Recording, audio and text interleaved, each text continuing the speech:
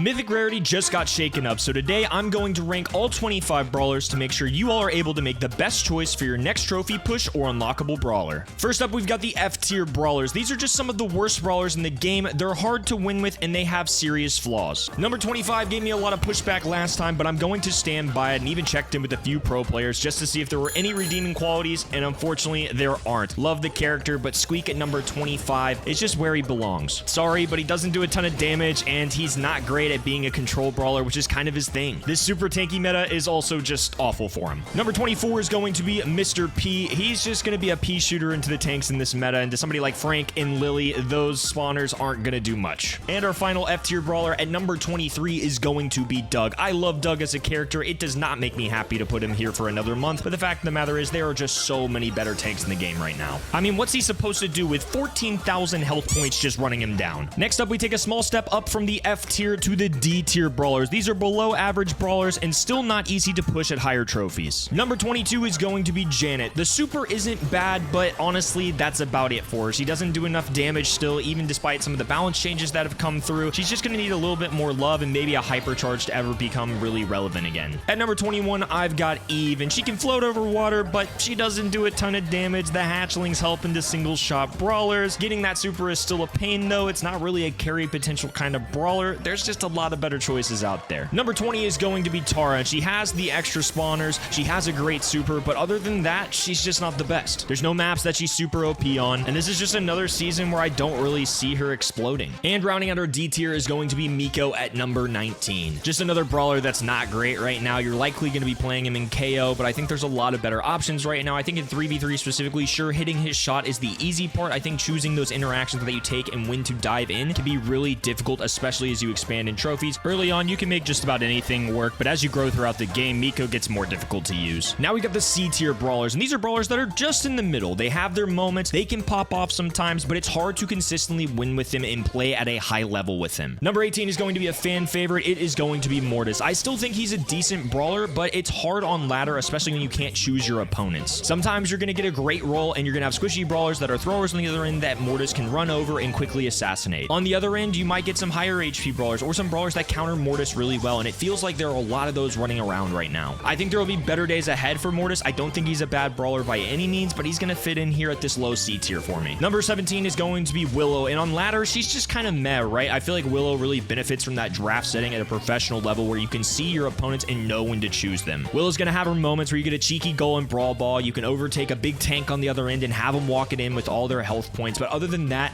there's not a lot of use cases compared to other throwers for somebody like Willow. Number 16 is going to be another fan favorite, and that is going to be Fang. His ceiling is super high. Obviously, that hypercharge in the super, you can really pop off with it, but I would say as you grow in the game, it is a lot harder to make that happen consistently. He really falls off once you get pretty good at the game, at upper ladder, in those ranked games that you guys are playing at home. He's not going to be as good as you go on up. I would say he fits in this C tier pretty well because he does have that potential. It's just hard to make it consistent. And finally, for our C tier, number 15 is going to be Gray. He's not the easiest to play, I would say. I think it takes a lot of good IQ and good mechanics to kind of make him work. He's a single shot brawler with a walking cane that can be really good into throwers, but if you miss your shots or you're not hitting those TPs, you're not hitting those walking canes and tearing open the map, you're really not going to benefit from Gray's kit. That's something that pros make look really easy, but for the average Joe like me can sometimes be a little trickier, especially as you hit that 750 to 1000 kind of trophy range. Now we'll dive into the B tier brawlers. These are just good brawlers. They either fit the meta particularly well or their stats are just balanced overall. Starting us off at number 14 is going to be Otis. I think Otis is going to fit very well into this meta because anti-tank brawlers are going to thrive with all the Franks and the Lilies running around. However, I don't think he's the best of the anti-tanks. There are definitely better ones out there. That doesn't mean he can't work though, but I do think he either needs a better gadget or maybe more damage, something along those lines to really take him to the top. Obviously, the mute button can be very valuable. You just got to make sure you're really hitting your shots with Otis to bring the best out of him. Pros seem to prefer Nita and the hypercharge with Bruce the Bear, Ims with her new hypercharge, Gale with the stun and his new hypercharge, so I think Otis gets unfortunately lost a little bit in the shuffle, but I do think he can still work. Number 13 is going to be Colonel Ruffs. He's a great support brawler, but there are other support brawlers that I think are a little easier to use and are going to be better overall in the game. He does feel super balanced though. He powers up his teammates to make a super army of brawlers. He can break walls. He can give teammates extra healing. He has a bounce shot. There's lots of great things that Colonel Ruffs brings to the table. Teammates are going to love you if you are a good Colonel Ruffs. At pro play, he is probably better. I think that would rank him maybe a little bit higher at a pro player tier list, but since I'm doing this for the general ladder players out there, I think this is a pretty good negotiation of just putting him at that low B. Number 12 is going to be Sprout. Sprout's still a really good brawler. I think he's pretty balanced overall, but I do think there are a couple other throwers that people should probably prefer over him. There are a lot of assassins and tanks running around, so you have to be kind of wary of that. However, I still think inherently he's a very good brawler, great stats, hypercharge comes in, he's great on KO, bounty. There's some maps and modes where he's not going to run into those tanky assassins as much, and he's going to do just fine. Number 11 is RT, who's just a good brawler right now. Bounty, knockout, and you can pull him out on some of these hot zone maps. I've noticed like parallel plays where that little indestructible wall is, you can kind of just plant your feet down, drop some static, and turn into Jackie for him and do pretty well, to be honest with you. Not sure this is his best meta, but I know there are a lot of pros that really like him, so I'm going to fit him in right here in the middle of this B tier. Number 10, we've got Charlie, who has been nerfed over and over again, and rightfully so. Charlie is a brawler that really felt like she needed to be brought down due to how she was designed and made for the game. When testing her out for a lot of games, I could really feel it. I mean, another set of nerfs, and I finally feel like she's very manageable at this point. I think she'll still be used in pro play from time to time, but she definitely doesn't feel like the overpowered brawler that she used to be, which is great for the game. Number 9 is going to be one of the biggest risers compared to my list for the previous meta, and that is going to be Lou. Lou is very good in Brawl Ball and Hot Zone right now, mostly due to all the Dracos and Franks running around. Frank needs a hard stop. Draco needs a hard stop, especially when you have to worry about the gadgets that they can pop and things like that.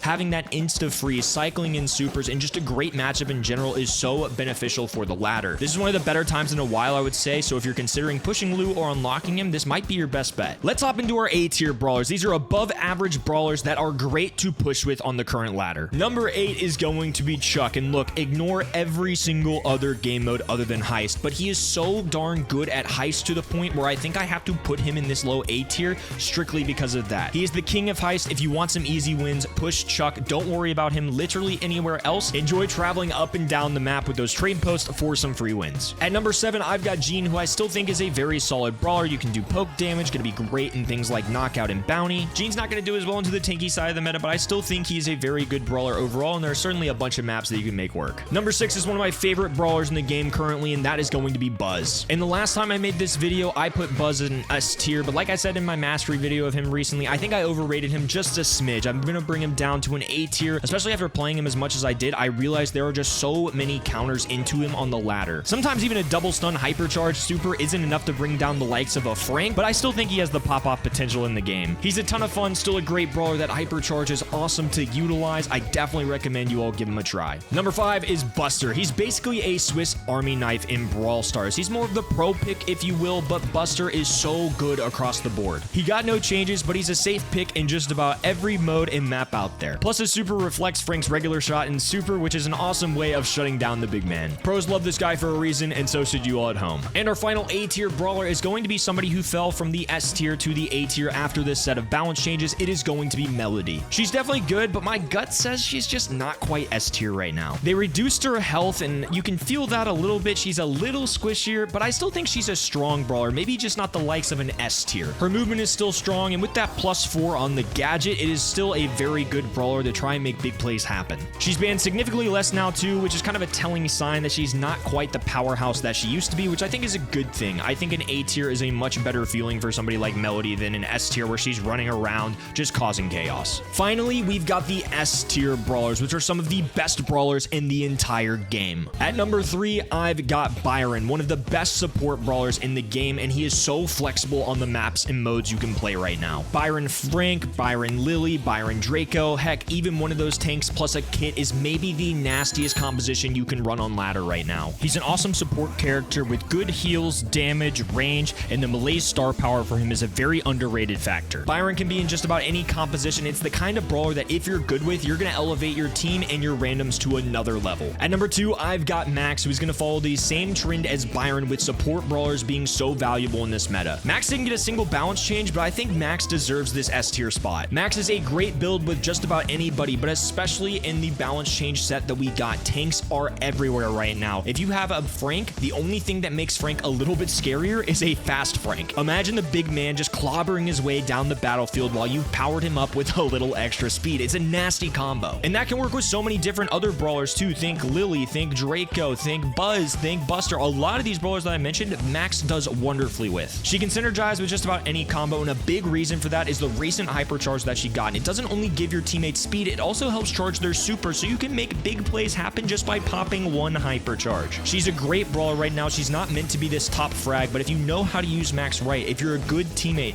you're constantly getting that super and cycling it in and out to let your teammates be the big superstars, you are going to do an excellent job on this current ladder. And the final brawler on this list, and at number 1, is going to be Lily. The balance changes were certainly interesting for her. They decreased her damage, they decreased her HP, but she got a second ammo, which has made her absolutely filthy. Now she deals a ton of damage, she gets an extra attempt to hit you, and still has a super, which is really solid for closing that gap which tanks need. Lily can punch opponents in the mouth and then just disappear with a gadget and walk away unscathed. She's just a freight train running at you constantly, and a big reason why I think she has a strong argument to be not only the best brawler in the mythic category, but in the entire game.